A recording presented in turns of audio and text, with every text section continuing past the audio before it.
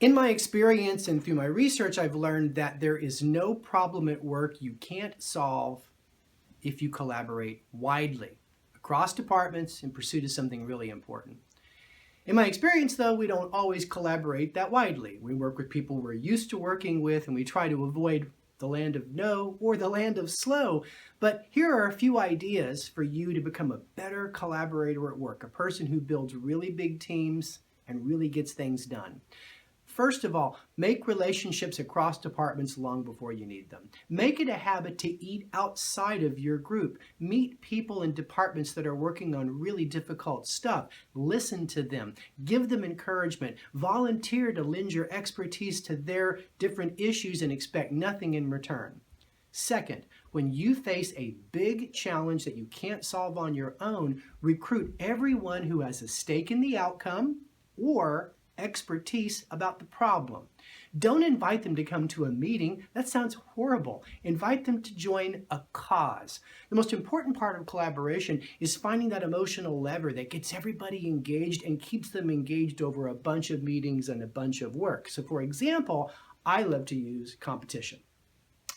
When I was at Yahoo back at the turn of the century, our rival was AOL Time Warner, led at the time by Ted Turner. We hated to lose business to AOL Time Warner.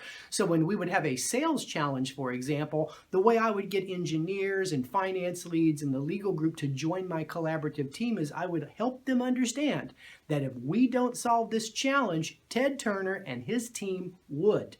And that got people involved in something more than just the money. So you have to find that why that brings everyone around the table.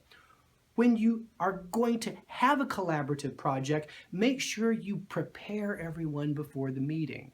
Meetings aren't about information dumps, they're about planning the next best play. So write a brief, 1-page, 2-page, that explains the problem, the influence map of who's involved, and the activities to date, and send that to everyone on your collaborative team at least 2 days before your meeting so they can incubate it, and maybe, just maybe, they'll show up with an idea in hand.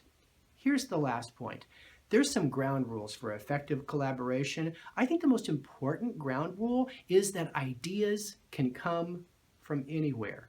You need to say that at the beginning, you need to say that in the middle, and as the facilitator of collaboration, you have to protect those ugly babies, as Ed Catmull at Pixar calls them, those new ideas that come from the edges of the domain that frequently we want to dismiss because it's not invented here.